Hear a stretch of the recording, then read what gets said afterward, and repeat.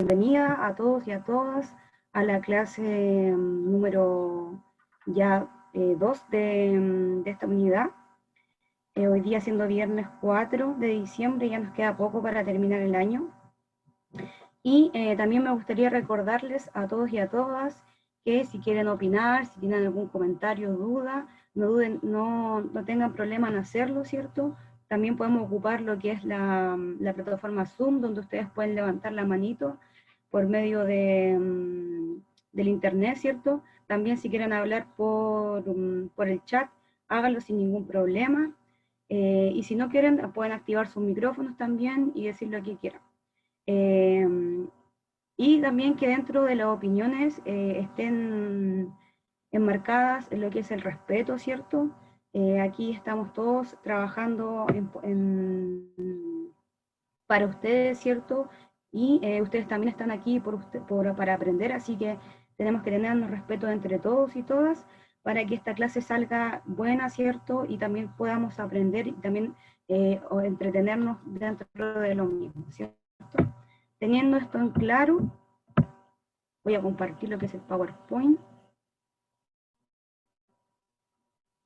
Lo pueden ver, ¿cierto? Está compartido, ¿no? Sí, se ve. Ya. Entonces, vamos a hablar lo que es la Revolución Francesa. Esta Revolución Francesa ocurre en el año 1788 y 1799. Y para hablar de la Revolución Francesa, es importante también tener en cuenta la unidad que ustedes están trabajando y trabajaron con su profesor de manera anterior, ¿cierto? Lo cual es la unidad 3, que nos habla de los nuevos principios que configuran el mundo occidental, ¿cierto? La ilustración, que ustedes también lo vieron con su profesor, y la revolución, que vamos a ver ahora, que sería la Revolución Francesa. Posteriormente, ¿cierto? Lo que es la independencia. Nuestra meta de aprendizaje va a ser comprender los antecedentes y las consecuencias de la Revolución Francesa. Entonces, teniendo esto claro, vamos a ir recordando un poco cuáles fueron los actores sociales de esta Revolución Francesa cuando ocurrió, ¿cierto? Y estalló todo lo que es la revolución. ¿Ustedes se acuerdan o tienen alguna noción, por lo menos, de qué personajes estaban en Francia en esa época? ¿Existía algún rey quizás? ¿O había un presidente? ¿O qué recuerdan de lo que era esta Revolución Francesa que todos de alguna manera conocemos, ¿cierto? El rey Algunos, Luis. Luis, ¿cierto? Luis XVI, muy bien. Ese era uno de los reyes, ¿cierto?, que tenía en Francia cuando estalló la Revolución Francesa. Entonces, para ir recordando más o menos cómo era esta sociedad y cuáles eran sus actores principales. Tenemos esta preguntita entonces que dice, ¿qué era la sociedad estamental en la época de la Revolución Francesa? ¿Qué entienden ustedes o con conocimientos previos, no importa si está bueno o está malo, ¿cierto? Lo importante es conversar e ir aprendiendo de esta manera. ¿Qué es una sociedad estamental? ¿Qué saben ustedes por una sociedad estamental? Que es una palabra igual un poco rebuscada, pero vamos a ir aprendiendo. ¿Qué es una sociedad estamental? ¿Qué saben ustedes por eso? Si no Yo saben, lo también podría asociar por estatus. por estatus, ¿cierto? Muy bien, muy bien. ¿Cuál es su nombre, perdón? Connie Vidal. Connie Darcy. No estaba muy segura, así que no quería meter las patas.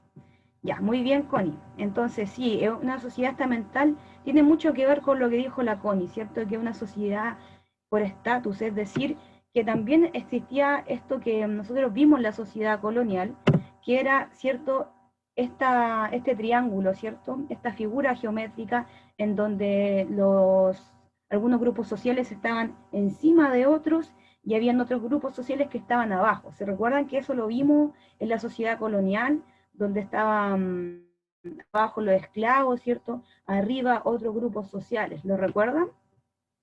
Sí. Gracias, Connie. Ya, entonces, gracias Vicente. Entonces, en esta sociedad colonial podemos establecer, y aquí lo vamos muy bien en esta imagen, donde el principal y el que estaba arriba era el rey Luis XVI, específicamente en Francia, ¿cierto?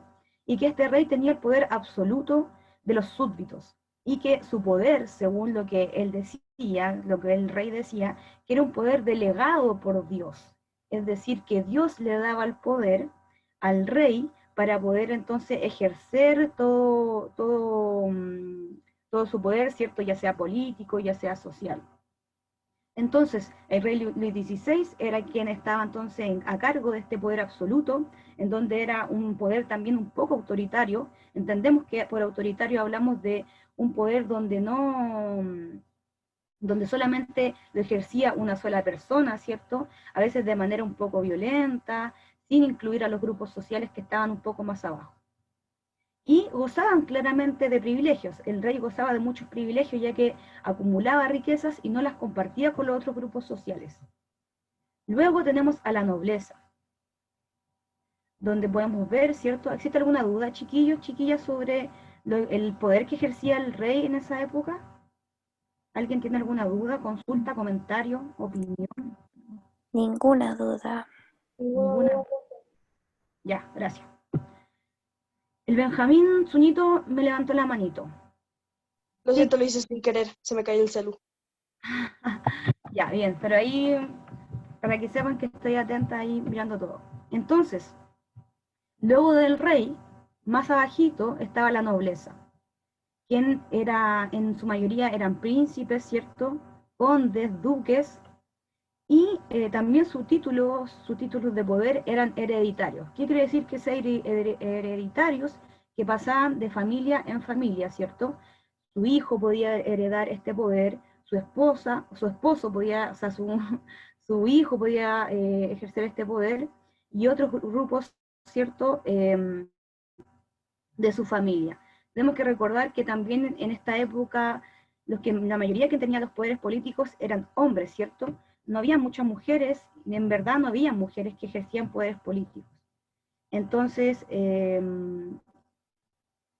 estos poderes pasaban de manera hereditaria, ¿cierto? Y tenían privilegios políticos. Y también estaban encargados de las cosas políticas también y cargos políticos dentro de esta sociedad. ¿Y a qué nos referimos cuando hablamos de privilegios? Nos referimos a privilegios cuando ellos no pagaban impuestos. Estos tres grupos que están en rojo, verde y celestito, estos tres grupos no pagaban impuestos, ¿cierto? Y eran los privilegios que ellos tenían. Y aparte de no pagar impuestos, también eran parte de los cargos públicos. Por ejemplo, generaban modificaciones, ¿cierto?, en las leyes que claramente les favorecían solamente a ellos, generaban cambios económicos que solamente les favorecía a estos tres grupos sociales, y dentro de eso podemos hablar de los privilegios que tenían estos tres grupos sociales, ¿cierto? Luego, el clero, que cuando nos referimos del clero hablamos de la iglesia, ¿cierto? Que también tenía muchos privilegios, no pagaba impuestos, como acabamos de decir, y,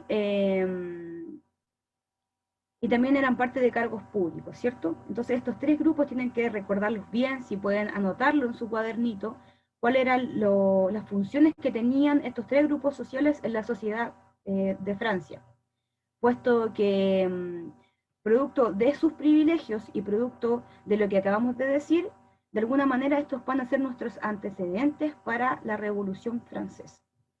Y más abajito tenemos, ¿cierto?, al tercer estado, que esto es súper importante también que lo tengamos en cuenta.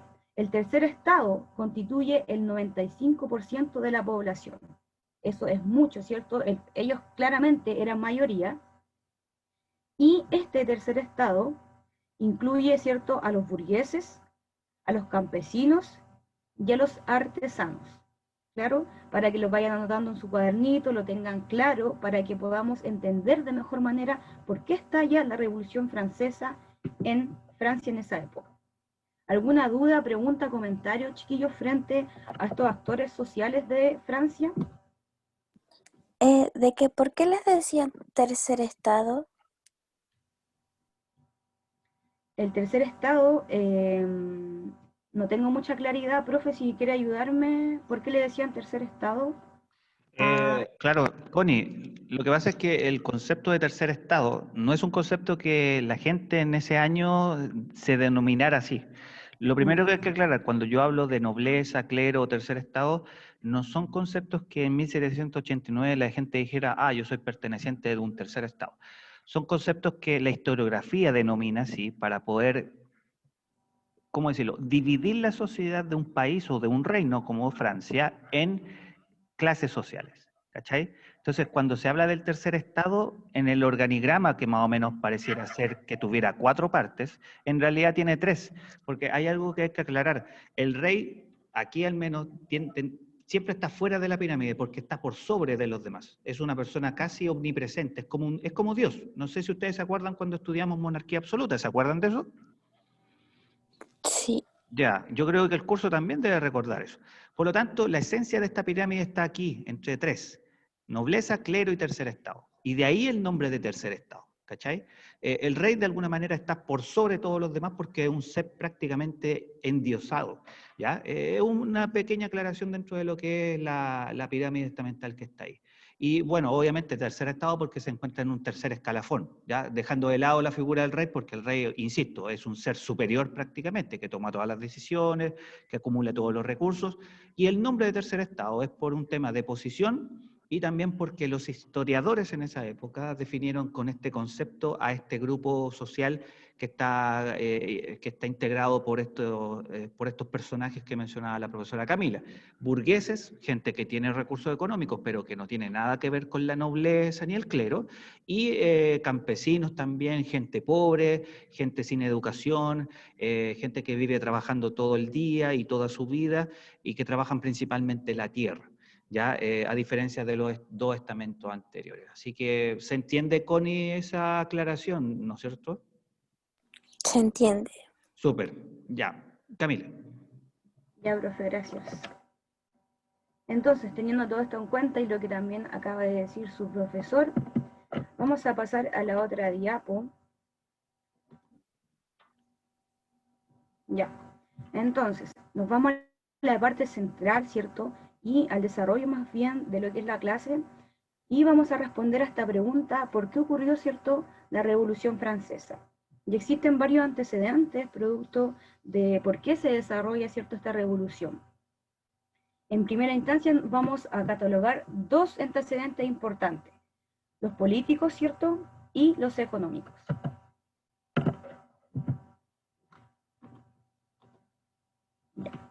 Entonces, en este recuadro podemos establecer los 2 aspectos, ¿cierto?, que generan esta Revolución Francesa. Primero, el aspecto político, ¿cierto?, que va a ser la monarquía absoluta. Y como bien acabamos de decir, el rey Luis XVI tenía el poder absoluto de Francia, donde ejercía poder que le favorecía solamente para él, ¿cierto?, y para su familia, ¿cierto? Él estaba casado con María Antonieta, quien gozaba de muchos lujos, ¿cierto? Su familia entera gozaba de muchos lujos, mientras existía mucho empobrecimiento para los otros grupos sociales, ¿cierto? Que está definido ahora, como ya sabemos, como tercer estado. Entonces, esta monarquía absoluta, donde no compartía con los demás, donde existía un poder casi autoritario, ¿cierto? Y que él también lo definía, Luis XVI, como un poder divino que le daba a Dios, ¿cierto? También fue un antecedente importante para que estallara la Revolución Francesa, puesto que el monarca no compartía sus privilegios, puesto que había un empobrecimiento de los otros grupos sociales, y los súbditos, como aquí bien establecen, empezaron a darse cuenta de que estos privilegios no se compartían con los demás, de que había un empobrecimiento, ¿cierto? De que este monarca tenía un poder absoluto que ejercía de manera política, ¿cierto? Social y económica. Entonces, Dentro de eso, tenemos que establecer que es cierto que el rey tenía en manos a al gobierno, ¿cierto?, de Francia, donde era un poder absoluto, ¿cierto?, no compartía sus privilegios, y esto desarrolló entonces que, que el rey Luis XVI desarrollara, ¿cierto?, un estados generales.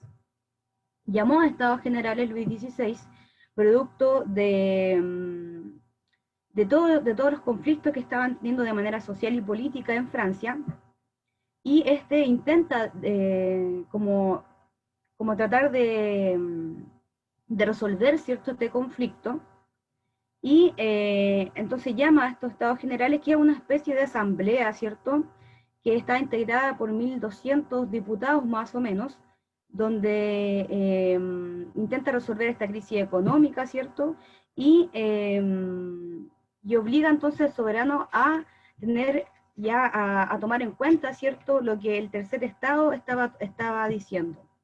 El tercer estado, dentro de estos estados generales, dice que necesita un poco más de privilegio, un poco más de ayuda, y los otros grupos sociales que ya estudiamos de manera anterior, que era el clero, el rey, ¿cierto?, y la nobleza, no escucha, ¿cierto?, al tercer estado, que en su mayoría los que estaban bien organizados eran el grupo social de los burgueses, que los burgueses eran comerciantes, que ellos se enriquecían, ¿cierto?, por medio de su trabajo, y al hacer oídos sordos de alguna manera con los burgueses y específicamente, ¿cierto?, con el tercer estado, este grupo social se reúne de manera individual y separada, ¿cierto?, desecha entonces a los tercer estados y se reúne de manera individual, donde de esta manera empiezan a organizar algo que estalla posteriormente, ¿cierto?,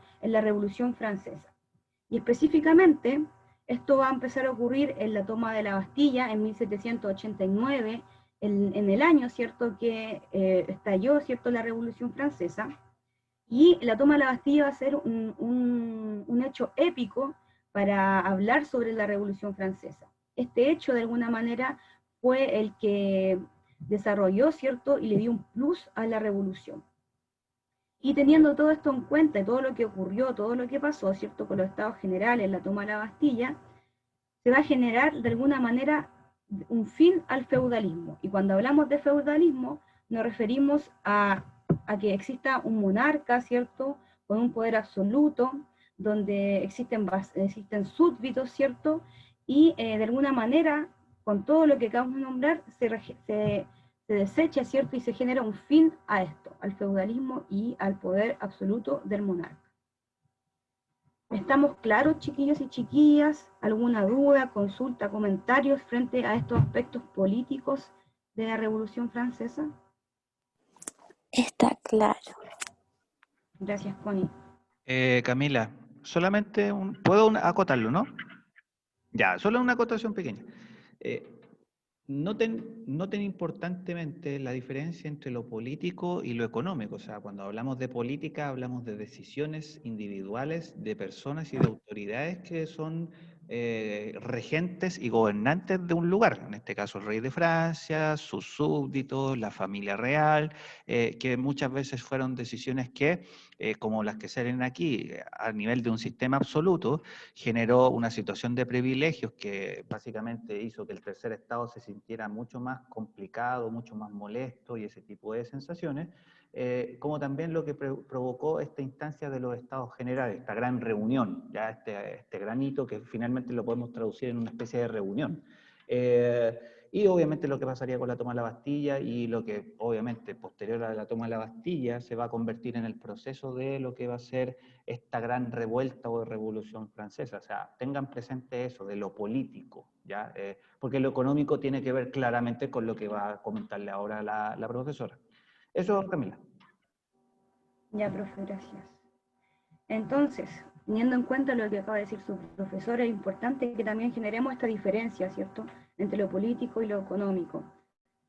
Entonces, refiriéndonos un poco a lo que es los aspectos económicos dentro de Francia en esa época, tenemos que establecer que había una crisis económica muy importante, lo cual provocó un empobrecimiento claro del tercer estado, donde no solamente estaban los burgueses, sino también los campesinos, artesanos, ¿cierto? Gente sin educación. Y ellos se daban cuenta que el rey tenía muchos privilegios, ¿cierto? Vivían de manera lujosa, mientras ellos vivían de manera muy empobrecida. Eso también fue un antecedente importante que generó, ¿cierto?, el estallido de esta revolución. Luego, las malas cosechas, ¿cierto? Ellos trabajaban como campesinos, ¿cierto? Trabajaban con la tierra, muchos de ellos, y había muchas malas cosechas, provocando, ¿cierto?, que ellos se empobrecieran. Esto también fue un antecedente importante que estalló para la Revolución Francesa. Y uno que es uno de los más importantes es el impuesto al tercer estado. Como bien sabemos, el clero, el rey y la nobleza no pagaban impuestos, siendo que eran los que tenían más riqueza, ¿cierto? Y más poder, pero no pagaban impuestos. Y ellos sí querían que el tercer estado pagara, ¿cierto?, algún impuesto. Y esto también generó uno de los antecedentes que estallara la Revolución Francesa, puesto que el tercer estado era el más empobrecido, puesto que el tercer estado no tenía privilegios políticos, ni mucho menos económicos, y todo esto se fue aglutinando, ¿cierto?, como una bola de nieve de alguna manera, donde estalló la Revolución Francesa. ¿Alguna duda, chiquillos, consultas, comentarios frente a estos aspectos económicos de la Revolución Francesa? Todo claro. Gracias, Connie. Gracias, Ignacio. Entonces, pasamos al otro power. De alguna manera, este power que vamos a ver ahora nos va a ayudar un poco a entender cómo se gestó y cuál fue entonces este proceso, ¿cierto?, de revolución. Acá podemos ver que en 1774 Luis XVI asume entonces el trono de Francia al lado de su esposa María Antonieta. Ahí podemos ver a los dos quien asumen entonces sin saber nada por todavía lo que iba a ocurrir en Francia en esa época. Y después vemos en 1787, donde había una crisis agraria, ¿cierto?, y comercial, donde generó esta crisis de alguna manera económica que acabamos de nombrar también de manera anterior, y se convoca, ¿cierto?, a los nobles para solucionar y para estudiar esta problemática. Luego, en 1788, existió una presión popular por el tercer estado, siempre de alguna manera, que obliga a Luis XVI a convocar a los estados generales, ¿cierto?, que acabamos también de nombrar. Los estados generales es una especie como de reunión, asamblea, ¿cierto?, donde se intentaba que el tercer estado tuviera más privilegios, fueran más escuchados, ¿cierto? Y como estos tres grupos sociales, que eran los tres grupos privilegiados, no escuchan al tercer estado, al tercer estado, los estados generales fracasan, ¿cierto?, en 1789. Y de esta manera, entonces, al no ser escuchados, el tercer estado abandona la reunión, ¿cierto?, forma parte de otra reunión y de otro grupo y de otra asamblea, ¿cierto?, por separado, una asamblea nacional que juró no descansar hasta dar a Francia una nueva constitución. Eso fue el 20 de junio, ¿cierto?, donde en el mismo año donde estalla, ¿cierto?, la Revolución Francesa. Profe, Dígame. ahí dice una constitución, pero no salía como nueva porque antes no tenía constitución. No había constitución, ¿cierto, profe? Connie, claramente, bueno, la Constitución es un documento que representa un poco lo que son las decisiones del pueblo, de la ciudadanía, de todas las personas. Es un acuerdo, ya es una especie de pacto social. Y es un documento que se escribe donde se supone están todas las necesidades de todas las clases sociales puestas en una ley. ¿Ya? Por eso Chile tiene una constitución y que se va a cambiar. En Francia, cuando gobierna un rey, obviamente el rey como Luis XVI no toma en cuenta las opiniones de las personas, por eso cobra impuestos muy altos, por eso la familia real gasta el dinero en puros lujos, y la opinión de la gente más baja del tercer estado, ahí fijándonos en la pirámide, no es tomada en cuenta porque más encima no hay leyes que protejan al tercer estado o les dé un privilegio más o uno menos, qué sé yo.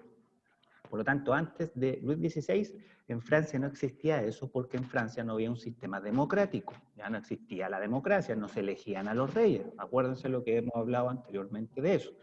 Cuando ocurre esta revuelta, claro, un grupo de personas decide salirse de estos estados generales porque, ojo, los estados generales están comandados por el rey de Francia, por lo tanto, ir a hablar de las necesidades frente al rey en esta instancia o en esta reunión no termina bien. Por lo tanto, lo que dice la profesora aquí en la fecha del 20 de junio, el tercer estado decide abandonar el asunto y ellos se organizan individualmente o autónomamente, porque una de las cosas que pedían era hacer una constitución.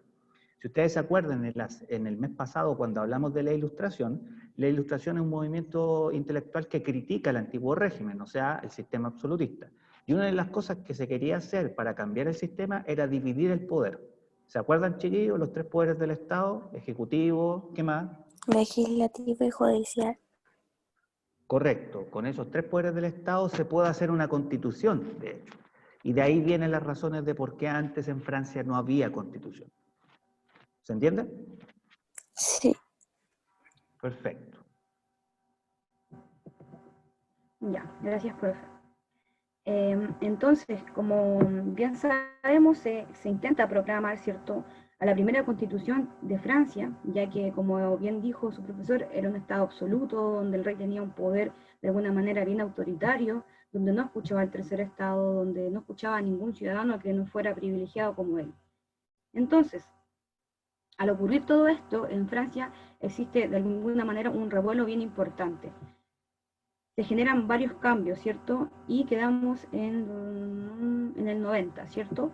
Donde se promulga la Constitución Civil del Clero. El clero, ¿cierto? Nos referimos a la parte de la iglesia.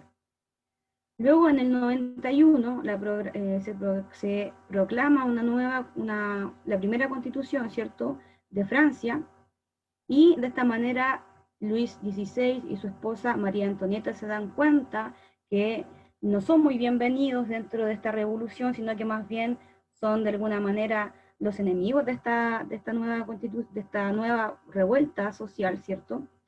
Así que intentan huir de Francia, pero son descubiertos y son apresados. Y en el 92, Austria fue el primer país en enfrentarse con los franceses, ¿cierto?, puesto que no estaban de acuerdo con esta revuelta social, ya que en los otros países de Europa también habían reyes, ¿cierto?, también habían monarquías absolutas. El 24 de diciembre del mismo año se proclama entonces de alguna manera la República, en donde existen estos poderes del Estado, donde están divididos, ¿cierto?, que lo acabamos de decir. Y en el 93, Luis XVI es ejecutado en la plaza pública con su esposa María Antonieta.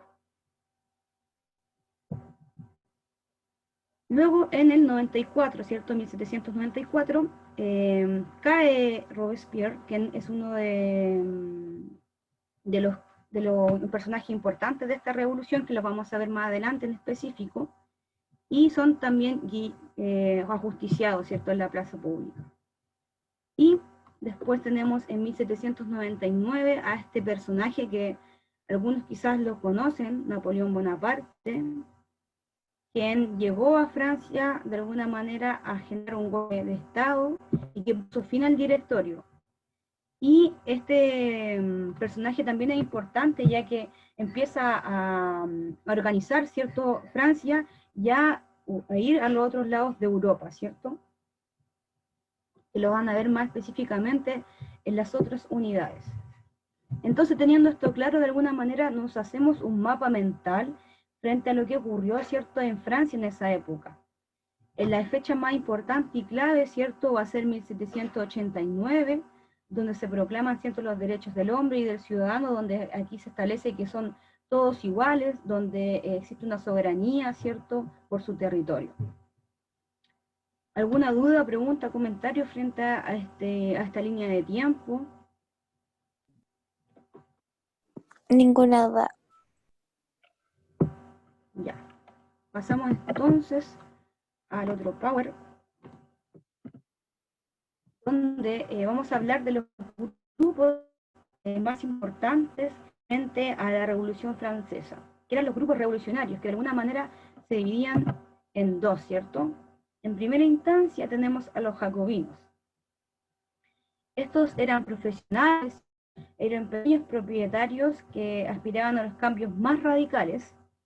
Es decir, cuando hablamos de cambios más radicales, nos queremos referir a que querían poner fin, ¿cierto?, a la monarquía y querían fundar una república democrática, donde existiera constitución, donde existieran los tres poderes del Estado, donde hubiera ciertos derechos a votos y que fueran de alguna manera todos iguales. Entonces, con derecho a voto, ¿cierto? Ahí dice, de todas las clases sociales. Y su principal exponente era Maximiliano Robespierre, quien era, que más atrás nosotros establecimos que, ¿cierto?, fue ajusticiado en 1794, ¿cierto? Entonces, hacemos la diferencia con el otro grupo social, y aquí podemos ver a Robespierre, quien era este pensante, ¿cierto?, que era un poco más radical, ¿cierto?, los jacobinos que los girondinos. Entonces, este grupo social de alguna manera era un poco menos radical que los primeros, ¿cierto? Eran burgueses, empresarios, grandes comerciantes, que aspiraban a cambios más moderados, ¿cierto?, que intentaban limitar de alguna manera el poder real, ¿cierto?, del rey, pero no eliminarlo por completo. Con derecho a voto ellos expresaban solamente a las clases altas y los burgueses, excluyendo, ¿cierto?, a los pobres, excluyendo a los otros grupos sociales. Y su principal exponente era Jacques Danton, que aquí podemos ver, ¿cierto?, su fotito, que bueno, que la mayoría son pinturas, porque en esa época no había mucho lo que era la fotografía, pero entonces podemos definir a estos dos grupos, que uno era más radical que el otro, pues que uno esperaba acabar, ¿cierto?, con el poder de la monarquía, y este otro, el segundo, ¿cierto?, esperaba limitar el poder del rey, y no eliminarlo por completo. Tampoco esperaba que todos votaran, sino un grupo social en específico. ¿Entienden, cierto, más o menos la diferencia que existe en estos dos grupos sociales? Sí, Ya. ¿Alguna duda, comentario, pregunta, chiquillos? ninguna duda. Ya. Y ahora, yo les quiero hacerle una preguntita a ustedes. ¿Con qué hechos de nuestro país pueden relacionar, más o menos, ¿cierto? Porque no siempre es igual, sino que de alguna manera relacionarlo como algunos aspectos, ¿cierto? Algunas cosas solamente, porque todos los procesos sociales y revolucionarios son distintos en cada país, en cada época, ¿cierto? Pero más o menos, ¿a qué podemos asociar, ¿cierto? Nosotras, a nuestro país con la Revolución Francesa? ¿El ¿Existen? estallido social? ¿Quién dijo eso? Yo, el intento morir. Vicente. Al estallido social, ¿cierto? Fue como algo muy parecido, ¿cierto? Claramente acá no hay un monarca, hay un presidente, claramente no hay una monarquía tampoco absoluta, se supone que estamos en democracia, pero como bien dijo su compañero, de alguna manera el estallido social también fue uno de los hechos históricos que podemos relacionarlos con Francia. Acá en Chile subieron, ¿cierto?, el alza al pasaje del transporte público, y que de alguna manera eso fue el detonante para que la gente saliera, ¿cierto?, a las calles, se expresara, ¿cierto?, y pidiera, ¿cierto?, lo que era un cambio, ¿cierto? Acá podemos ver la fotito del estallido social, que esta foto es muy épica, ha recorrido el mundo, un acierto fotográfico muy claro, muy bueno, ¿cierto? Podemos ver la bandera ahí de los pueblos originarios mapuches, ¿cierto? La Plaza Dignidad. Así que de alguna manera lo podemos asociar a este estallido social. Y esta foto, ¿ustedes a qué lo relacionan? El golpe de El golpe de Estado del 73 es porque en Chile han habido otros golpes de Estados. Sí, el golpe de Estado, ¿cierto? Del 73. Gracias, Connie, gracias, chiquillos, por responder. Entonces, estas dos imágenes, ¿cierto? De estallido social de 2019, el golpe de Estado del 73, son cambios importantes, ¿cierto? Que van a repercutir en nuestro país. Lo podemos asociar, ¿cierto? Con la Revolución Francesa porque son cambios importantes, porque son cambios también radicales. Existió una toma del poder, ¿cierto? Por los militares en esa época, en el golpe de Estado del 73, que generó también cambios, que generó, no existía una democracia, ¿cierto? Entonces, de alguna manera, más que nada, porque como bien dije, no es lo mismo, ¿cierto? No es lo mismo el estallido social, ni tampoco es lo mismo el golpe de Estado, pero son cambios, ¿cierto? Son cambios estructurales del país que generan, ¿cierto? Revueltas sociales, que generan revoluciones, que generan movimientos, ¿cierto? De los sectores más empobrecidos, de los sectores más bajos de nuestro escalafón. Así Y que, profe, ¿sí? y también puede ser cuando Chile se formó como país y dejó de ser una colonia. También lo puede ser como, lo establecemos como cambios, ¿cierto? Como cambios importantes dentro de nuestra sociedad y nuestro país. Pueden ser asociados a los cambios, ¿cierto? Importantes. Pero, como bien dije, cada uno tiene su específica. Cada uno es diferente, ¿cierto? Porque son procesos históricos distintos, porque son épocas distintas, son países distintos, ¿cierto? Pero sí, muy bien, Connie, puede ser que nosotros también lo asociemos a estos cambios radicales, ¿cierto? Entonces, teniendo todo esto en cuenta, que la Revolución Francesa fue un proceso muy importante que estalló ciertos grandes cambios en la sociedad en Francia, que de alguna manera los sectores más empobrecidos se alzaron para pedir justicia, ¿cierto? Se alzaron también para acabar con esta monarquía absoluta que solamente llenaba los bolsillos a algunos, ¿cierto? A los más privilegiados, a sus mismos familiares. Entonces vamos a pasar a la conclusión que, profe, usted la va a dirigir. Como habíamos conversado, sí, pues, Camila, no hay problema. Ya, profe, dele nomás. Ya, avanza nomás. Dale. Ya, yo quiero quedarme un poco con lo que decía la Connie Vidal con respecto a la independencia de Chile, con esto de la guerra de independencia. Se supone que la Revolución Francesa es la guerra de independencia de Francia. Por lo tanto, Chile vivió su propia revolución. Por lo tanto, si la Constanza y cualquiera de ustedes puede sumar ese tercer hito junto con el estallido social y con el golpe de Estado, no con la dictadura, eso no es dictadura, el golpe de Estado, la moneda incendiándose, ¿cuál de las tres imágenes es más cercana a la Revolución Francesa? ¿O cuál de los tres hitos históricos más cercanos a la Revolución Francesa? ¿El golpe de Estado, el estallido social o la independencia de Chile? La independencia de Chile. Evidentemente, evidentemente. O sea, nosotros no hemos hablado de la independencia, pero técnicamente la independencia de Chile es un hito que está inspirado en hitos revolucionarios de la historia, reciente de esa época. De hecho, ¿alguien sabe cuándo fue la revolución o la independencia de Estados Unidos? En 4 de julio. Ya, el 4 de julio, pero ¿de qué año? En 1700 y algo. Ya, 1700, por ahí, ok. La Revolución Francesa fue en 1879, si no me equivoco. No, 1789, sí, 1700. La Revolución de Estados Unidos ocurre en 1776, o sea, antes de Francia.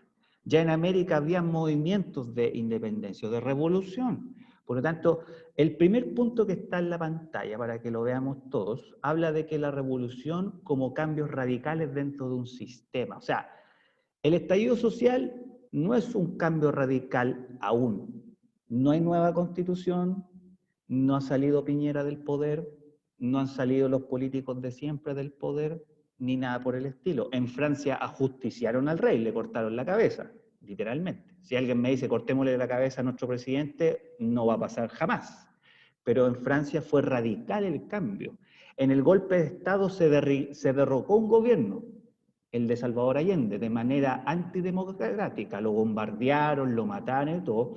Pero, ¿quién gobernó en Chile después del golpe de Estado? ¿El pueblo o otras personas? Eh, ¿Otras personas?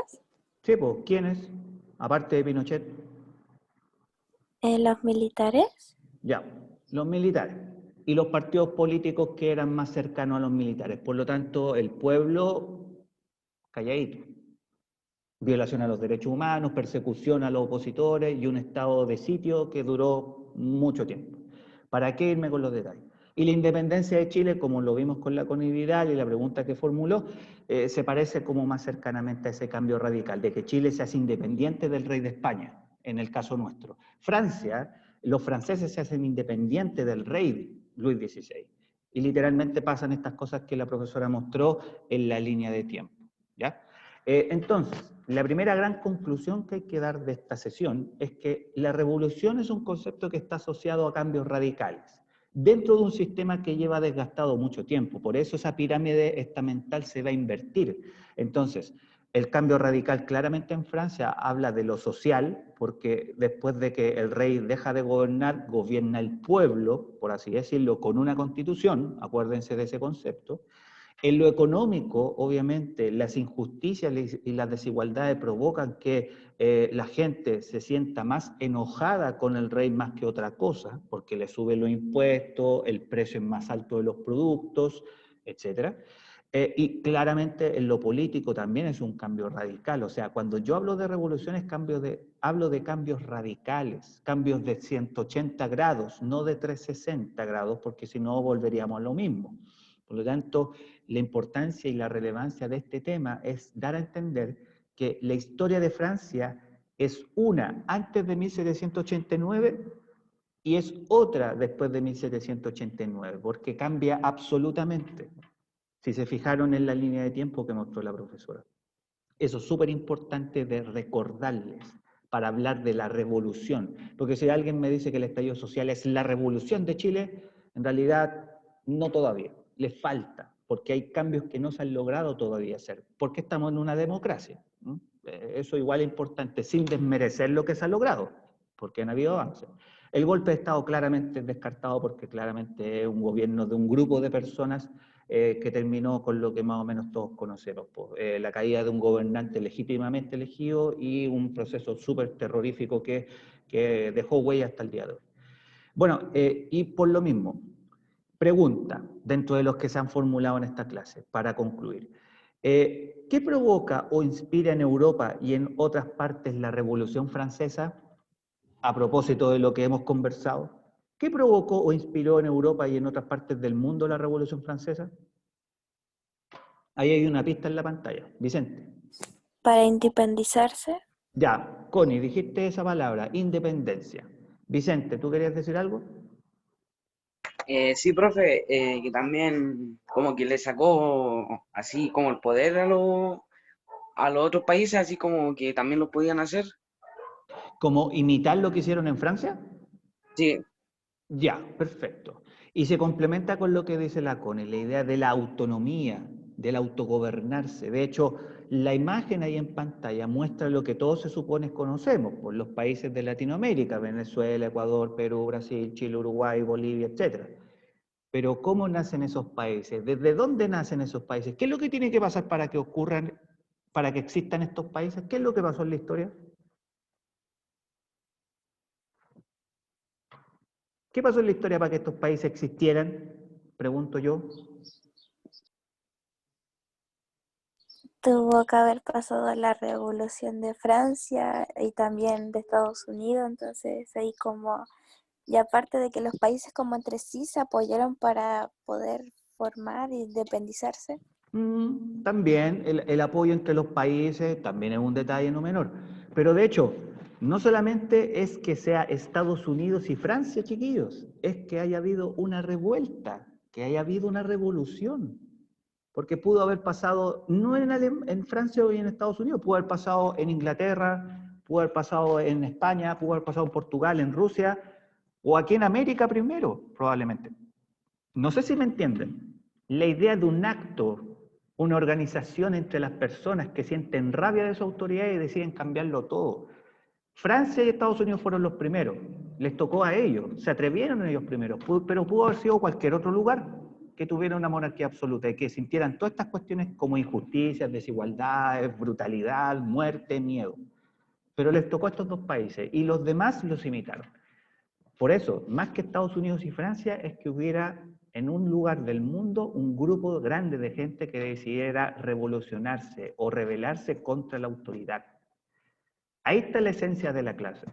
Ahí está la importancia de que la profesora Camila haya hablado de los girondinos, los jacobinos, grupos que no estaban de acuerdo con lo que existía antes. Ahí está la esencia de que ella ha hecho una línea temporal para mostrarles lo que pasó antes de 1789 y lo que pasa después de 1789, que es totalmente distinto una de otra, ¿ya? O por ejemplo, las razones de las razones de la Revolución Francesa, porque políticamente las cosas estaban mal, muy desiguales, y económicamente estaban peor. Los privilegiados eran unos poquitos y los no privilegiados eran casi el 100% de la población que tenía que pagar de quién sabe dónde los impuestos que les cobraban todos los años. ¿Ya? Entonces, es importante como recalcar y reforzar eso, no solamente para que ustedes retengan esto, sino que también darle la intención a la clase. Porque hablar de revolución es súper fácil, pero ¿quién se atreve a salir a la calle a cambiar las cosas? Son pocos. Son pocas personas. No hablemos solamente de la primera línea, los que van a Plaza Dignidad, los que van a La Moneda, a los capuchos. No, no estoy hablando de eso. Estoy hablando de personas simplemente que quieran atreverse no solamente a salir a la calle, sino que desde distintas partes a cambiar la mentalidad. Por ejemplo, en una clase de historia. Por ejemplo, en una conversación en la casa. Por lo tanto, esta es como la conclusión que podemos decir de esta clase, la importancia y la relevancia que tiene un cambio radical en la historia de un país. Por ejemplo, con la Revolución Francesa. Camila, no sé si tú quieres concluir con otra cosa.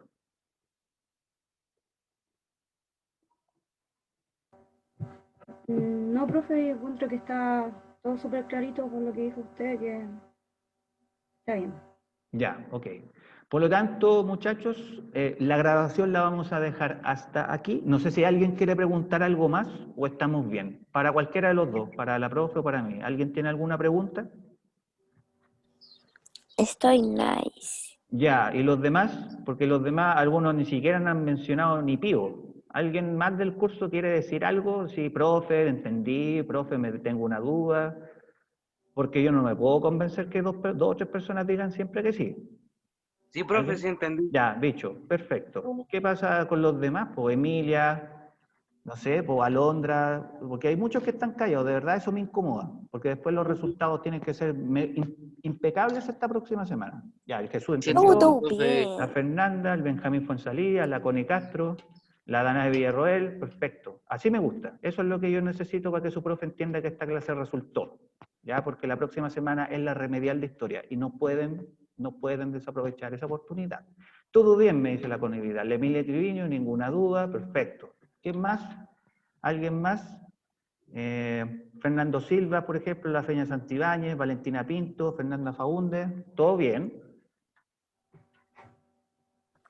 Todo bien. Ya, ok, perfecto. Vamos a dejar la grabación hasta acá, pero no se vayan todavía porque tenemos que hacer las últimas aclaraciones.